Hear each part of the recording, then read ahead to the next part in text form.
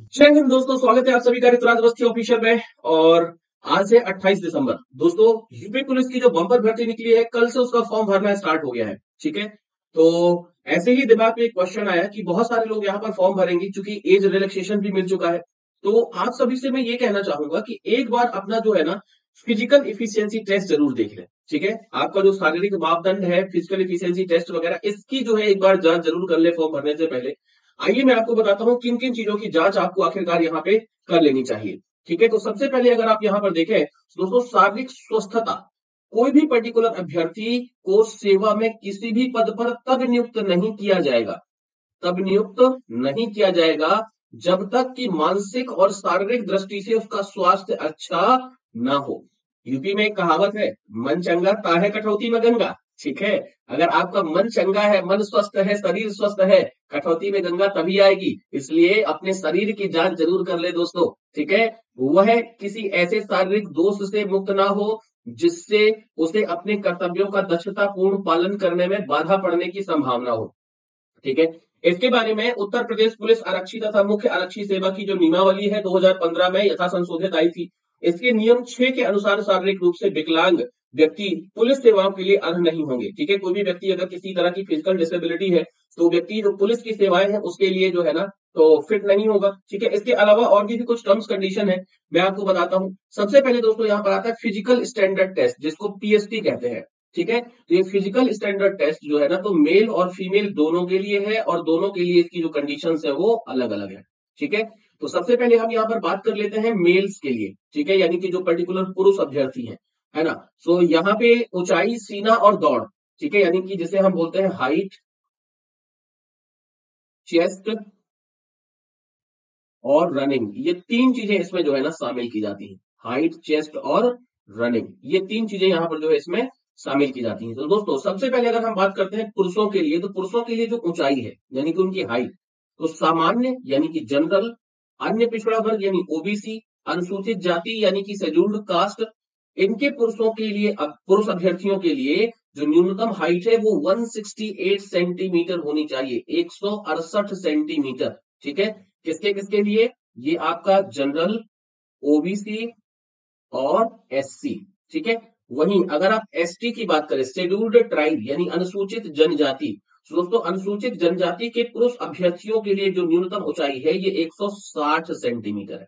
ठीक है, सिंपली अगर आप देखें तो जो जनरल, ओबीसी और एससी है, इनके लिए जो हाइट है ये आपकी रखी गई है 168 सेंटीमीटर। वहीं अगर आप एसटी की बात करें तो दोस्तों इनके लिए जो हाइट है ये रखी गई है 160 सेंटीमीटर। ठीक है, 160 सेंटीमीटर।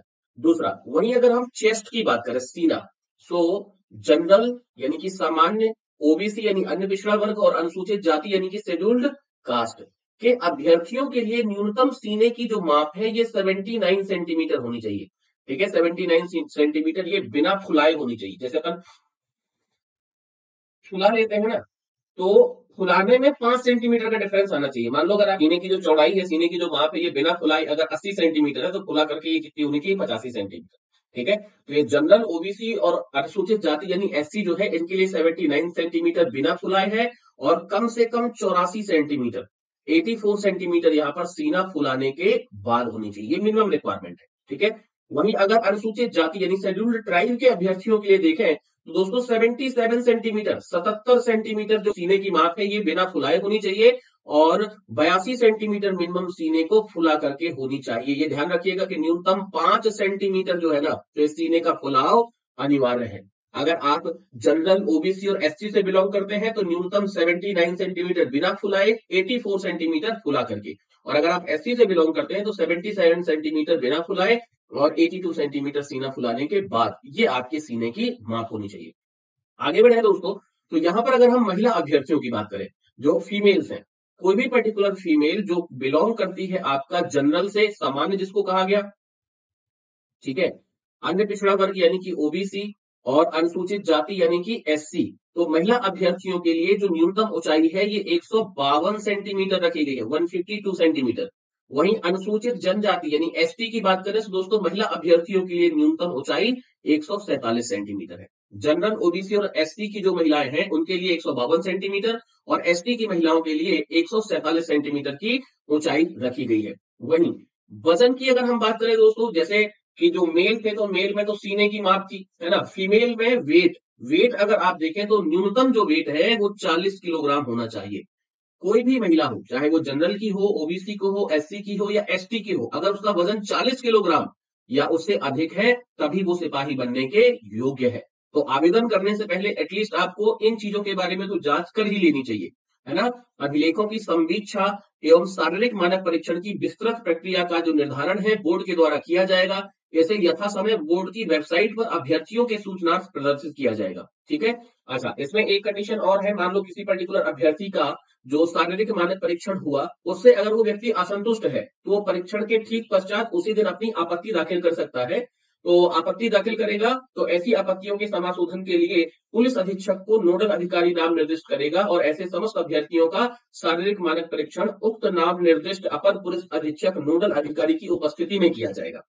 ठीक है।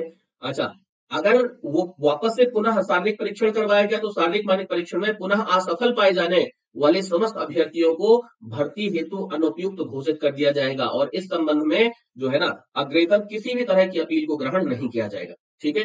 अब दोस्तों इसके बाद अगर हम यहाँ पर बात करते हैं तो जो शारीरिक दक्षता परीक्षण यानी कि फिजिकल इफिशियंसी टेस्ट की, ये काफी इंपॉर्टेंट है। इसकी तो प्रैक्टिस दोस्तों मैं आपसे कहूंगा कि आप अभी से ही शुरू कर दीजिए। ठीक है, इसकी प्रैक्टिस आप लोग अभी से स्टार्ट कर दीजिए क्योंकि practice makes a man perfect. अभी से अगर आप तैयारी करेंगे तो जब आपका फिजिकल का नंबर आएगा तब तक आप उसमें परफेक्ट हो जाएंगे। ठीक है। यहाँ पर क्या है, देखो, अभिलेखों की समीक्षा एवं शारीरिक मानक परीक्षण में सफल पाए गए अभ्यर्थी, जो भी पर्टिकुलर व्यक्ति एग्जाम क्वालिफाई करता है, फिजिकल स्टैंडर्ड टेस्ट पे पास हो जाता है, तो ऐसे अभ्यर्थियों का फिजिकल इफिशियंसी टेस्ट करवाया जाएगा।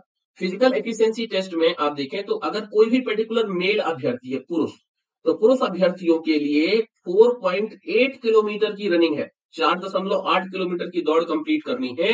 ये दौड़ इनको कंप्लीट करनी है 25 मिनट में। ठीक है, 25 मिनट में 4.8 किलोमीटर। वहीं अगर आप महिलाओं की बात करें, फीमेल अभ्यर्थियों के लिए 2.4 किलोमीटर, 2.4 किलोमीटर की दौड़ है और ये 2.4 किलोमीटर की दौड़ इनको करनी है 14 मिनट में।